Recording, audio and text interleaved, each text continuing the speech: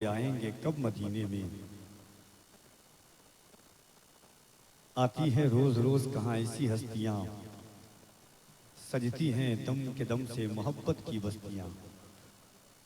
حاضرین، مختصر وقت میں بڑا عظیم پیغام اور علمی گفتگو، معلوماتی گفتگو، محسن کائنات، معلم کائنات، مخزن کائنات، معلومات کائنات، مقصد کائنات، مقصود کائنات، وجہ کائنات، وجہ وجود تخلیق کائنات، بزم الوہیت کے رازدار، قلب آدم کی پہلی فصل بہار، زخم خوردہ انسانیت کے طبیب، اللہ کے حبیب صلی اللہ علیہ وآلہ وسلم کی سیرت طیبات کے حوالے سے اور ان کے دست مقدس کے حوالے سے آپ نے گفتگو سنی۔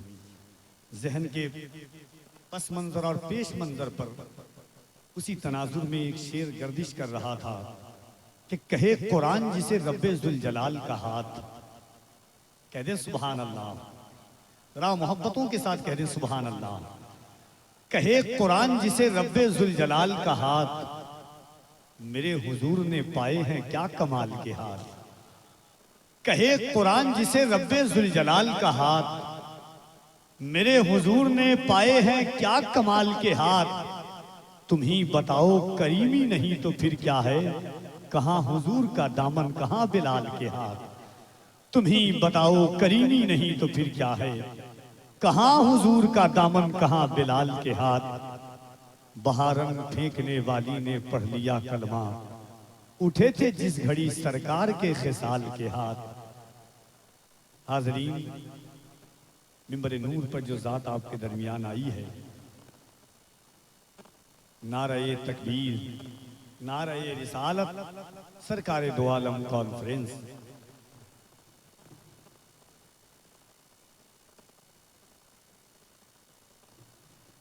دیکھیے، آپ کچھ بولے نہ بولے، سبحان اللہ الحمدللہ بولتے رہیں ان زبانوں سے۔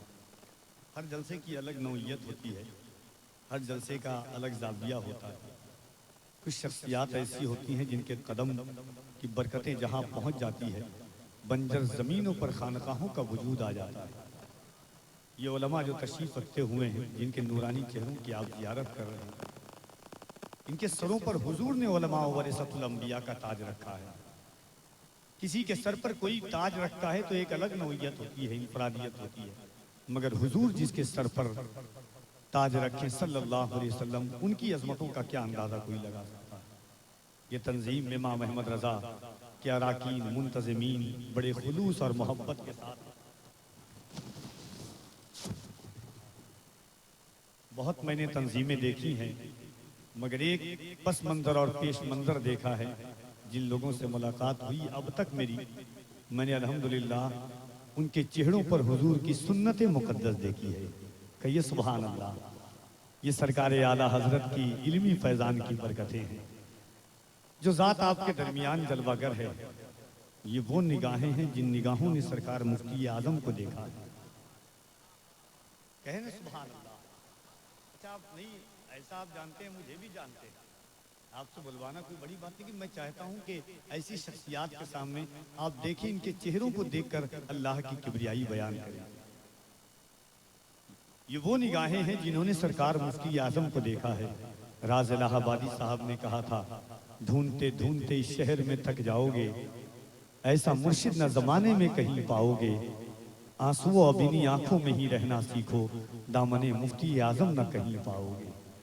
بس نعت کا 2 شعر پڑھتا ہوں، اس کے بعد حضرت کی آپ گفتگو سنیں گے پوری عالمی طور پر اصلاح کے حوالے سے، امت مرحومہ کے مقاصد کے حوالے سے، نئی نسلوں کے نوجوانوں کے مستقبل کے حوالے سے، روشن مستقبل کو روشن و تابناک کرنے کے حوالوں سے، تعلیم کے حوالے سے، جو ذات دن اور رات محنت اور مشقت کر رہی ہے، جن کا مشن یعنی سنی دعوت اسلامی کا مشن یہ ہے کہ حضور کی امت فلاح و بہبودی کے راستے پر آ جائے، حضور کی امت عمل کا جامہ پہن کر دنیا کے سامنے آئے، حضور کی امت کے نئی نسل کے نوجوان حضور کے دین کو جانیں، حضور کی شریعت کو جانیں۔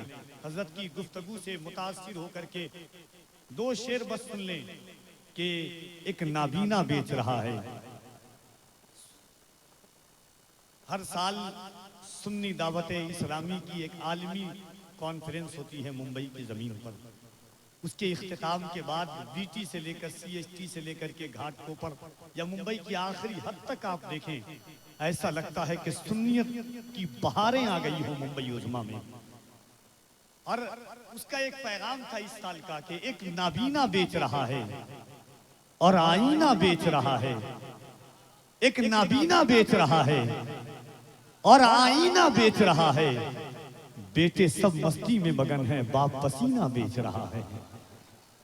ایک نابینا بیچ رہا ہے اور آئینہ بیچ رہا ہے. بیٹے سب مستی میں مگن ہیں، باپ پسینہ بیچ رہا ہے. نعت کا 2 شعر پڑھتا ہوں حضرت کی موجودگی میں. ایک بار ہاتھوں کو اٹھا کے کہہ دیں یا رسول اللہ. ہر شخص سے مطالبہ نہیں، اگر ایمان ہے دونوں ہاتھوں کو اٹھائیں، بلند آواز سے کہہ دیں یا رسول اللہ. اب دعائیں چاہتا ہوں ارباب علم و دانش کی. اگر شعر قابل قبول ہو تو آپ کی پشت پناہی چاہیے مجھے. دیکھیے قرآن کریم کی ایک آیہ مقدسہ نازل ہوئی، انما الخمر والمیسر والانصاب والازلام رجس من عمل الشیطان. شراب 3 بار میں حرام تک پہنچی ہے. پہلے منع ہوا، پھر الگ دائرہ لا تقربوا الصلاۃ وانتم سکارا، پھر آخری میں شراب حرام کر دیا گیا. جب حرام ہوا اور تاریخ مکہ میں آیا ہے، علامہ یوسف بن اسماعیل نبہانی صاحب حجت اللہ العالمین فی معجزات سید المرسلین فرماتے ہیں کہ مکہ میں جس وقت حضور آئے اس وقت 70 اقسام کی شرابیں بکتی تھی. کتنے قسموں کی؟ 70 قسموں کی شراب تھی. صبح کی شراب الگ تھی، دن کی شراب الگ تھی، رات کی شراب الگ تھی، فیملی ممبر کے ساتھ بیٹھ کر کے پینے والی شراب الگ تھی، دوستوں کے ساتھ بیٹھ کر کے پینے والی شراب الگ تھی، چاندنی رات کی شراب الگ تھی، نئی ماہ کے آغاز کی شراب الگ تھی، شادی بیاہ میں پینے والی شراب الگ تھی. الگ الگ نوعیت کی شراب تھی. مگر جب حرمت ہوئی، شراب حرام ہوا، جن لوگوں نے پی لیا تھا، عشق مصطفیٰ دیکھے، اعجاز مصطفیٰ دیکھے. انسان کہتا ہے کہ فطرت نہیں بدل سکتی ہے، مگر حضور نے مکے میں آ کر کے انسان کی فطرت کو بدلا ہے. صرف انسان نہیں بلکہ حضور نے پتھر کی فطرت کو بھی بدلا ہے. پتھر کی فطرت میں خاموشی ہے، مگر جب اعجاز مصطفیٰ ہوا تو ابو جہل کی بند مٹھی میں پکڑ بھی بول کر کے اپنی فطرت کو بدل کر کے بتا رہا ہے. کہیے سبحان اللہ اور محبت سے سبحان اللہ. موم کی فطرت میں ہے. دیکھیے حضور کائنات میں ایک ایسی ذات کا نام ہے جنہوں نے انسان کی فطرت کو بدلا ہے، ورنہ فطرت کا انسان فطرت نہیں بدل سکتا. انسان حضور نے فطرت کو بدلا ہے. کس طرح سے بدلا ہے؟ پتھر کی فطرت میں کیا ہے؟ غرور. پتھر کی فکر میں تکبر ہے، مگر آقا علیہ الصلوۃ والتسلیم کا قدم مبارک جب پڑتا ہے تو پتھر موم ہو کر کے حضور کے قدم مبارک کو اپنے سینے میں نقش کر لیتا ہے. حضور نے پتھر کی فطرت کو بدل دیا ہے، حضور نے کنکروں کی فطرت کو بدل دیا ہے. تو اب دیکھیں فطرت کو مصطفیٰ بدلنے کے لیے آئے تھے. کفیل انور کا 2 شعر سنیے گا، اس کے بعد حضرت کی گفتگو ہوگی. محبتوں کے ساتھ ایک بار اور ہاتھوں کو اٹھا کے کہہ دیں یا رسول اللہ. شعر سنیں کہ بھیگی ہوئی ہیں میری نگاہیں گلاب میں. ارباب مدانش کی دعائیں چاہتا ہوں کہ بھیگی ہوئی ہیں میری نگاہیں گلاب میں، میں رات بھر رہا ہوں مدینے کے خواب میں. بھیگی ہوئی ہے میری نگاہیں گلاب میں، میں رات بھر رہا ہوں مدینے کے خواب میں. ساری شرابیں اہل مدینہ نے پھینک دی، ایسا نشہ تھا عشق نبی کی شراب میں. ساری شرابیں اہل مدینہ نے پھینک دی، ساری شرابیں اہل مدینہ نے پھینک دی، ایسا نشہ تھا عشق نبی کی شراب میں. میں بھیگی ہوئی ہے میری نگاہیں گلاب میں، میں رات بھر رہا ہوں مدینے کے خواب میں. ساری شرابیں اہل مدینہ نے پھینک دی، ایسا نشہ تھا عشق نبی کی شراب میں. آئیے عالمانہ جاہو جلال کے ساتھ جن کا مقصد، جن کا مشن، جن کی جد و جہد نئی نسلوں کی فلاح و بہبودی اور عالمی طور پر پوری دنیا میں جن کی تحریک سنی دعوت اسلامی چل رہی ہے، وہ ذات جو اہل سنت والجماعت کے لیے کوشاں در کوشاں محنت اور مشقت کر رہی ہے. کہیں ہاسپیٹل بنانا، کہیں تعلیم پر فوکس کرنا، کہیں تعلیمی ادارے کو فروغ دینا، وہ ذات آپ کے درمیان میں آئی ہے. میرا ایمان کہتا ہے اگر اگر سرکار دو عالم کانفرنس کی اس پاکیزہ شب میں آپ نے اب گفتگو کو سن لی تو یہ گفتگو آپ کے لیے نہیں، آپ کی آنے والی نسلوں کے لیے بھی باعث دوش آخرت بن جائے گی۔ آئیے محبتوں کے ساتھ اس ذات کا استقبال کریں جنہوں نے مفتی اعظم کو دیکھا ہے۔ دونوں ہاتھوں کو اٹھائیں اور بلند آواز سے اللہ کی کبریائی بلند کریں۔ پورا مجمع ہاتھوں کو اٹھائیں محبتوں کے ساتھ، اٹھا لیں۔ اللہ، یہ ایمان ہے کہ یہ ہاتھ اللہ نے حضور کے صدقے میں دیا۔ محبتوں کے ساتھ اور سینے کی جتنی طاقتیں حضور کے نام پر خرچ کریں اور بلند آواز سے اللہ کی کبریائی بلند کریں۔ نعرہ تکبیر، نعرہ رسالت، مذہب اسلام، پیغمبر اسلام، عظمت اسلام، امام محمد رضا تنظیم امام محمد رضا، سرکار دو عالم کانفرنس، مسلک اعلی حضرت، نعرہ تکبیر، نعرہ رسالت، عشق و وفا خلوص کے نسخے پڑھا کرو، مہنگی ہے گر کتاب تو چہرے پڑھا کرو۔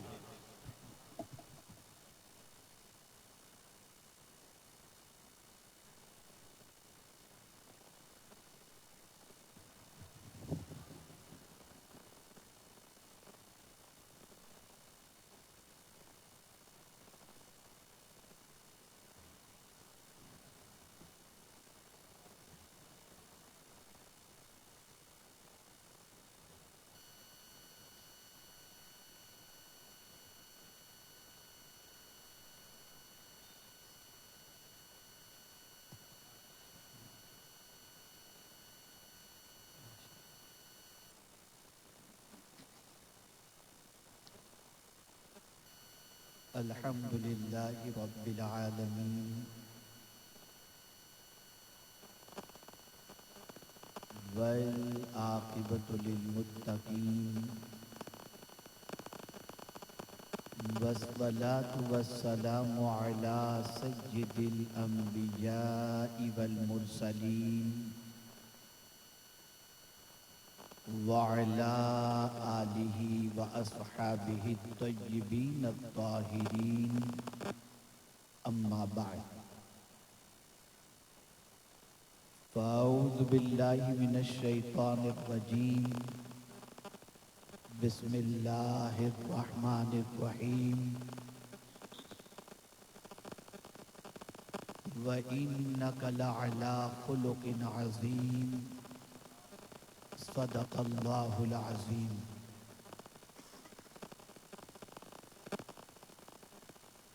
قابل قدر علماء ذوی الاحترام،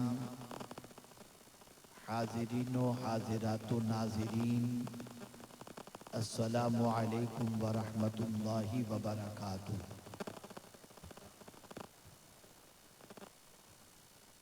میرے پیارے آقا صلی اللہ تعالی علیہ وسلم کے پیارے دیوانوں اور خواتین اسلام،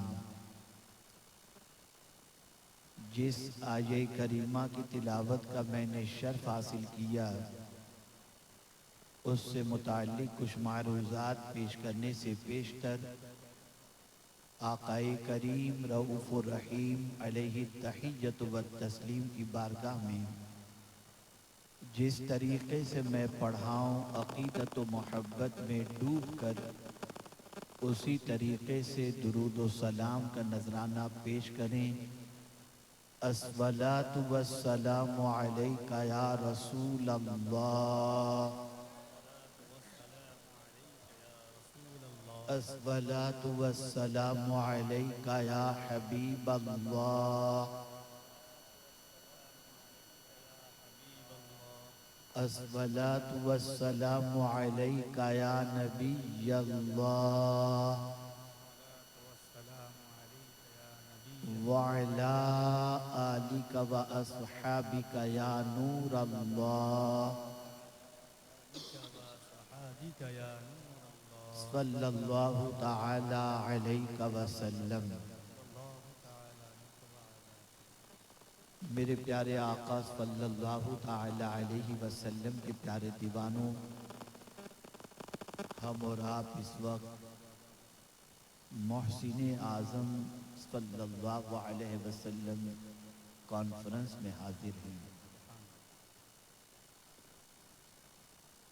یقیناً کچھ نہ کچھ آپ کے دل و دماغ میں خیال گردش کر رہے ہوں گے کہ آج کیا سنیں گے اور پھر اپنی زندگی کو اس طریقے سے ہم بدلیں گے۔ یاد رکھیں یہ جو محفلیں منعقد کی جاتی ہیں، ان محفلوں کا مقصد اپنی زندگی کو غلط راستے سے ہٹا کر مدینے کے راستے کی طرف لے جانا ہے۔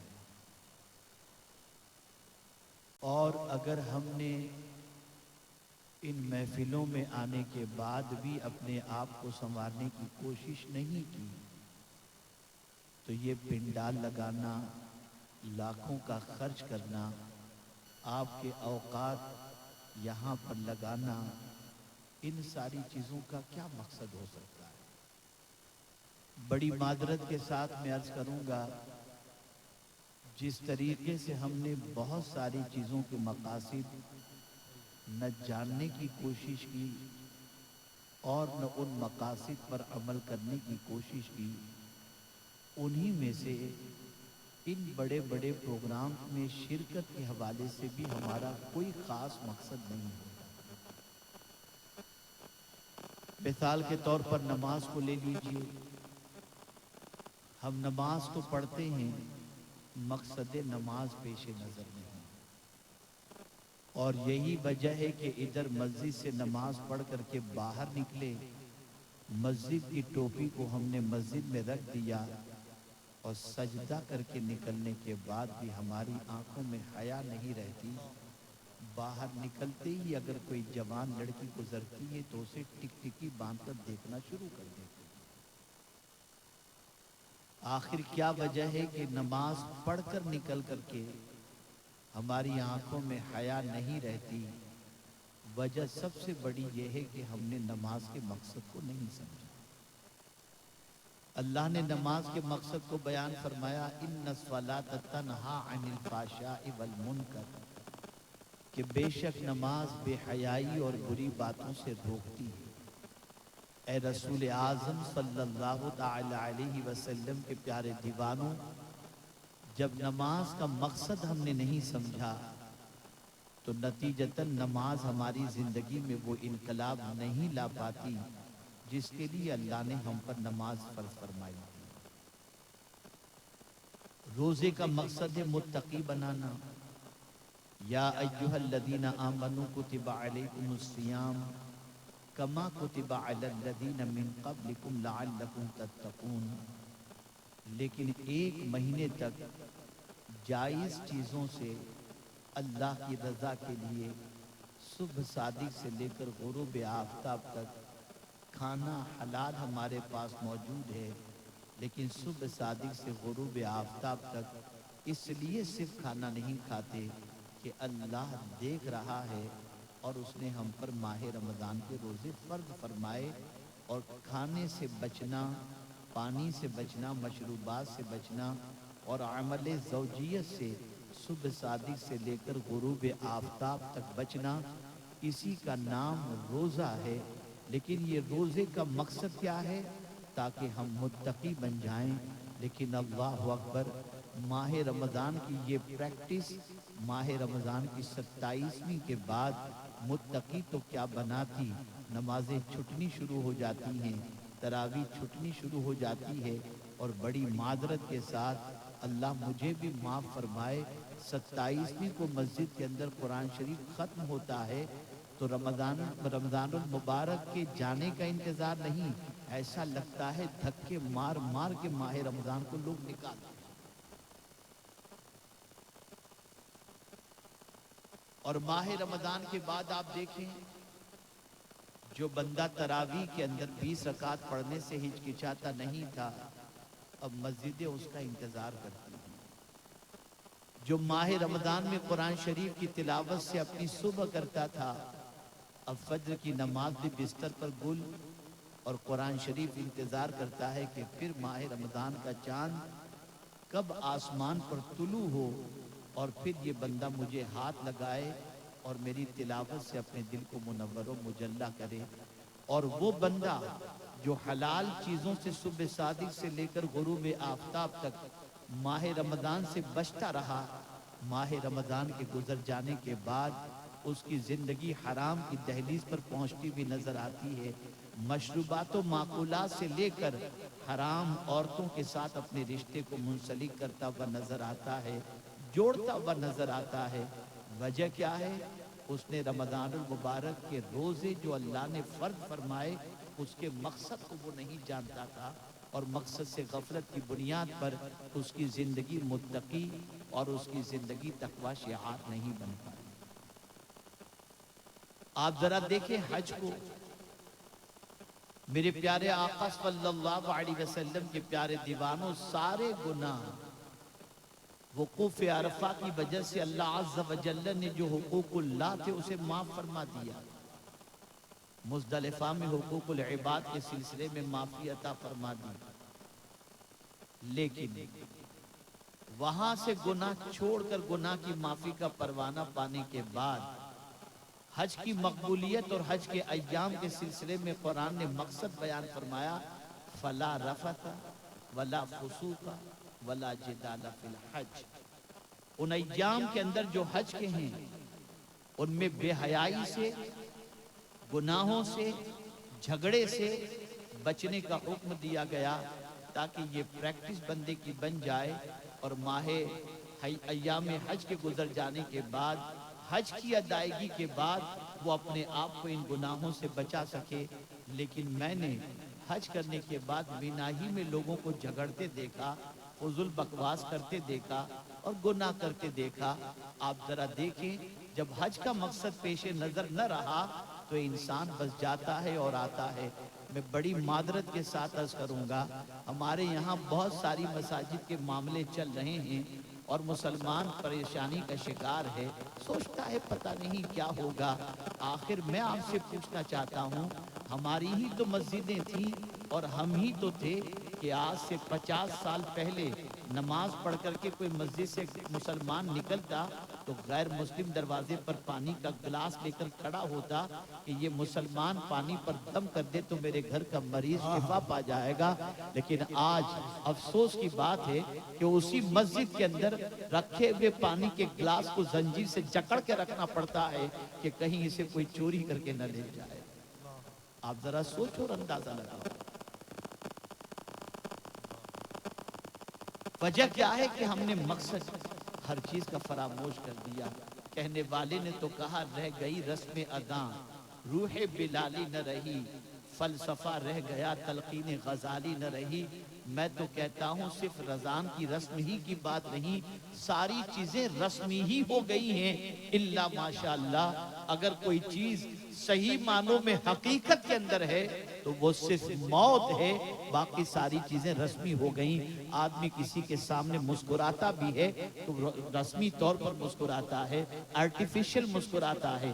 عرض کرنے کا منشا یہ ہے، اگر ان جلسوں میں آنے کے مقصد کو ہم پیش نظر رکھے ہوتے اور اس مقصد کے تحت ہم ان جلسوں میں آئے ہوتے تو آتے تو جلسے کے اندر گنہگار بن کر، لیکن جب لوٹتے تو نیکوکار بن کر کے لوٹتے، زندگی میں انقلاب پیدا ہو جاتا. آئیے میں آپ کو بتاؤں میرے پیارے آقا صلی اللہ تعالی علیہ وسلم کے پیارے دیوانوں، یہ جلسے کتنے عظیم ہوا کرتے ہیں. یہ رسول اعظم صلی اللہ علیہ وسلم کے ذکر پاک کی محفلوں کی عظمت، اللہ اکبر. آپ اندازہ لگائیں میرے پیارے آقا صلی اللہ تعالی علیہ وسلم کے پیارے دیوانوں، اللہ کے کچھ معصوم فرشتے ایسے ہیں جو زمین پر ایسی محفلوں کی تلاش میں نکلتے ہیں جن محفلوں میں اللہ کا ذکر ہو رہا ہو، اللہ کے رسول صلی اللہ علیہ وسلم کا ذکر ہو رہا ہو. اور جب انہیں وہ محفل مل جاتی ہے تو حدیث مبارکہ میں ہے، فرشتے آ کر اس محفل میں بیٹھ جاتے ہیں،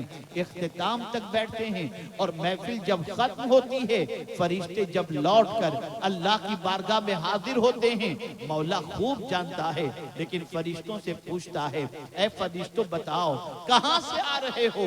فرشتے جواب میں عرض کرتے ہیں، مولا فلاں جگہ پر تیرے بندے مل کر تیرا ذکر کر رہے تھے، ذکر کرنے والا ذکر کر رہا تھا، سننے والے ذکر سن رہے تھے، اس محفل سے ہم آ رہے ہیں۔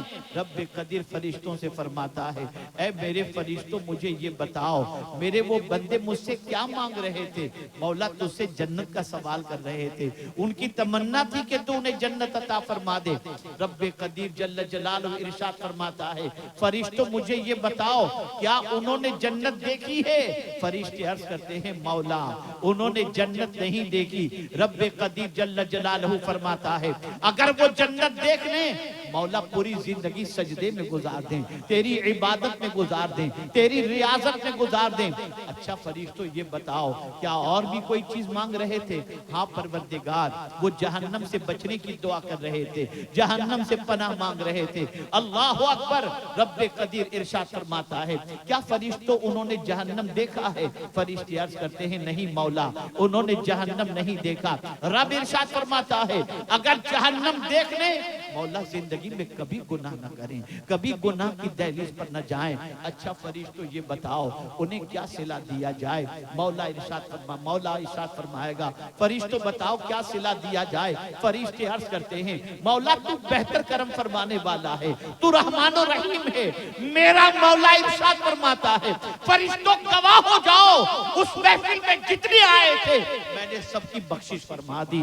اللہ اکبر۔ تو فرشتے عرض کرتے ہیں اے میرے کریم ایک بندہ ایسا بھی تھا جو محفل میں شرکت کی غرض سے نہیں گیا تھا، وہ تو راستے سے گزر رہا تھا، محفل دیکھا آ کر کے بیٹھ گیا، مولا اس کے بارے میں کیا حکم ہے؟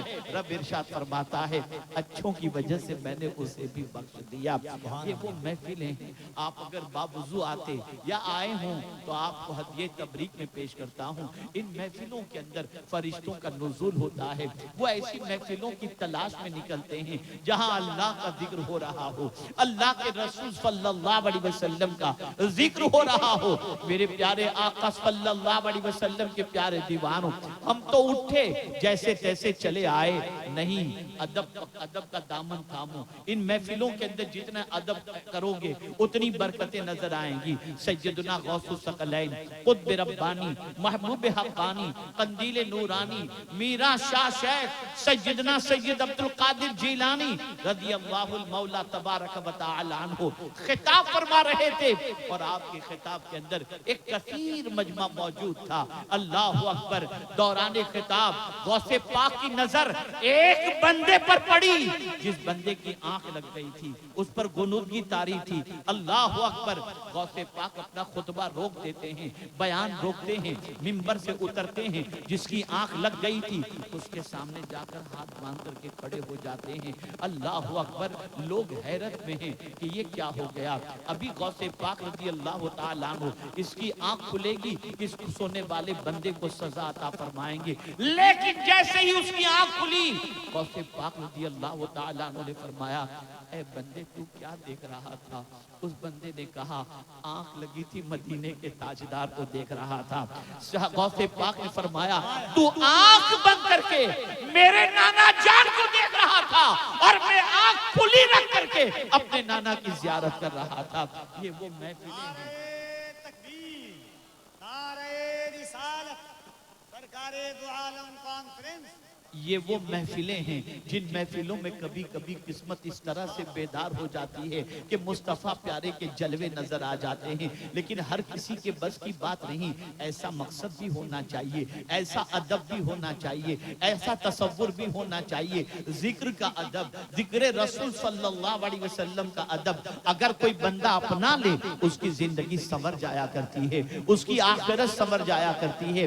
عرض یہ کر رہا تھا ان محفلوں میں آؤ نا تو بہت اچھی نیت سے آؤ، خوشبو لگا کر کے آؤ، وضو کر کے آؤ، سر پہ ٹوپی رکھ کر کے بیٹھو، ادب کے ساتھ بیٹھو، تاکہ جب مصطفیٰ پیارے صلی اللہ علیہ وسلم مدینہ منورہ سے جب اپنے غلاموں کو دیکھنا چاہیں کہ ذرا دیکھو تو صحیح میرے ذکر کی محفل میں آنے والے میرے غلاموں کا حال کیا ہے، تو جب رسول اعظم دیکھیں اور ہمیں ادب سے دیکھیں، مصطفیٰ کرم کی نظر فرما کر ہماری دنیا بھی سنوار دے اور ہماری آخرت بھی سنوار دے۔ سبحان اللہ، سبحان ان محفلوں کے ادب کو بجا لاؤ، ان رسموں سے نکلو جو رسموں کے شکار آج تک ہم ہو چکے ہیں۔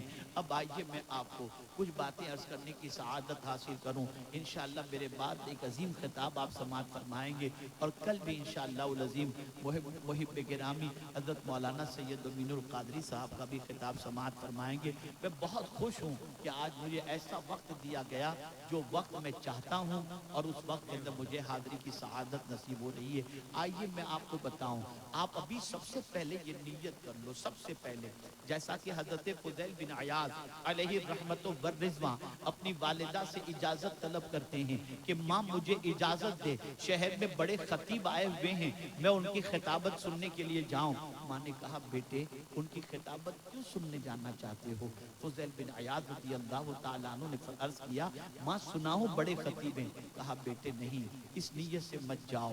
تو ماں میں کیا نیت کروں؟ بیٹے نیت یہ کرو جو بھی اللہ اور اس کے رسول کے فرمان سنائے جائیں گے اس پر تم عمل کرو گے، ورنہ سننے کے بعد اگر عمل نہیں کرو گے تو دوہرے گناہ کا شکار ہو جاؤ گے۔ سنو میرے پیارے آقا صلی اللہ علیہ وسلم کے پیارے دیوانوں، جب بھی اللہ اور اس کے رسول جل جلالہ و صلی اللہ علیہ وسلم کے ذکر پاک کی محفل میں جاؤ، اس نیت سے جاؤ کہ ہم اپنی زندگی کو بدلیں گے، اللہ اور اس کے رسول کے ارشاد پر عمل کریں گے۔ آج میں صرف ایک موضوع پر اپنی گفتگو کو آپ کے سامنے پیش کرنے کی سعادت حاصل کروں گا، اور میں چاہوں گا کہ اس وصف کو اپنانے کی کوشش کریں جس وصف کی فضیلت اللہ کے رسول صلی اللہ علیہ وسلم نے احادیث مبارکہ میں اتنی بیان فرمائی کہ اگر میں اس میں سے اس وصف کے حوالے سے صرف 2-3 فضیلتیں بیان کروں تو آپ اس کی عظمتوں کو محسوس کر سکیں گے۔ میرے پیارے آقا صلی اللہ علیہ وسلم کے پیارے دیوانوں، آج ہماری پہچان کیا ہے؟ گالی بولنے والا مسلمان، تمباکو کھانے والا مسلمان، سگریٹ پینے والا مسلمان، نشہ کرنے والا مسلمان، لوگوں کا مال کھا جانے والا مسلمان، کوئی بات چیت کا سلیقہ اگر نہیں ہے تو سمجھ دو مسلمان۔ یہ ہماری پہچان بنتی جا رہی ہے۔ ہمارے اخلاق خراب ہو گئے، ہمارے کردار خراب ہو گئے، ہمارا بیہیویئر خراب ہو گیا۔ ہماری پوزیشن یہ ہے کہ ایک زمانہ تھا ہماری پہچان ہمارا اخلاق ہوا کرتا تھا، ہماری پہچان ہمارا کردار ہوا کرتا تھا۔ اللہ اکبر، مجھے یاد آ رہا ہے اسپین کی سرزمین سے جب مسلمانوں کو نکالنے کا منصوبہ بنا، اور اسپین کی سرزمین سے جب بڑی تعداد میں مسلمان نکل گئے، اور جب وہاں کے لوگوں کو محسوس ہوا کہ اب اسپین کے اندر کوئی مسلمان نہیں رہ گیا، پھر بھی یہ خیال پیدا ہوا ہو سکتا ہے کہ ڈر کے مارے کسی مسلمان نے داڑھی کٹوا لی ہو، ڈر کے مارے مسلمان تلاوت نہ کر رہا ہو، مسلمانوں کو کیسے پہچانا جائے؟ جاسوسوں کو مقرر کیا گیا، جاسوسوں کا تقرر ہوا، اور ان جاسوسوں کے ذریعے مسلمانوں کو پکڑنے کے لیے کون سا حربہ استعمال کیا گیا؟ سنیے، اللہ اکبر، ایک چوراہے پر ایک مٹکا رکھ دیا گیا، پانی کا گلاس رکھ دیا گیا، اور ایک کوڑ کے مریض کو مٹکے کے تھوڑے سے فاصلے پر بٹھا دیا گیا، اور اس سے کہا گیا جب بھی کوئی یہاں سے آدمی گزرے اس سے پانی مانگنا، اس سے پانی طلب کرنا۔